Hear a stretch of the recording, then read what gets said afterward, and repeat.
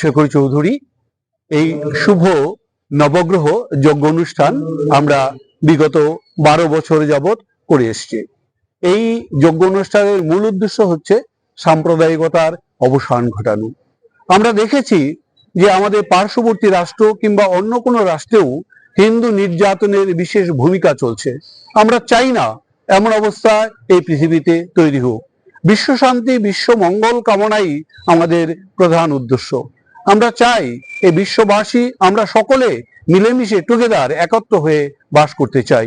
এই নবগ্রহ যজ্ঞের মাধ্যমে সকল শান্তির আবরণ ঘরে উঠবে, এই প্রত্যাশাই আমরা নবগ্রহ যজ্ঞ এই দুর্গা বাড়িতে অনুষ্ঠান করতে যাচ্ছি। পাশাপাশি এখানে যারা নবগ্রহ যজ্ঞ করছে তারা কেন করছে?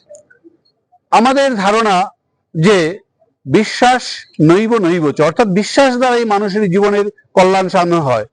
বিগত বছরগুলিতে অনেকে আমাদের রিপোর্ট করেছে যে নবগ্রহ যজ্ঞের দ্বারা আমরা অনেক উপকৃত হয়েছি।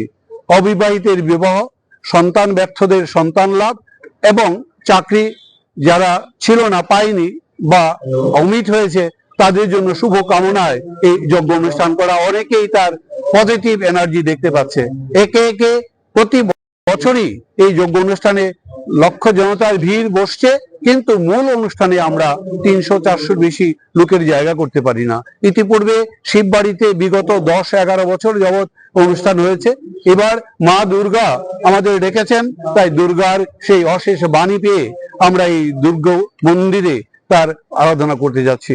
আমরা এই 9টা গ্রহের পূজা পাঠ সম্পন্ন করব, তাদের সমস্ত তুষ্টি করে তারপর আমরা যজ্ঞাহুতি করব, অর্থাৎ যজ্ঞানুষ্ঠানটা হবে। নবগ্রহ যজ্ঞ বিশ্বের শান্তি হয়, বিশ্বের কল্যাণ হয়। আপনারা প্রতি বছর এই অনুষ্ঠান করলে নিশ্চয়ই আপনাদের অভিপ্রায় আকাঙ্ক্ষা পূর্ণ হবে।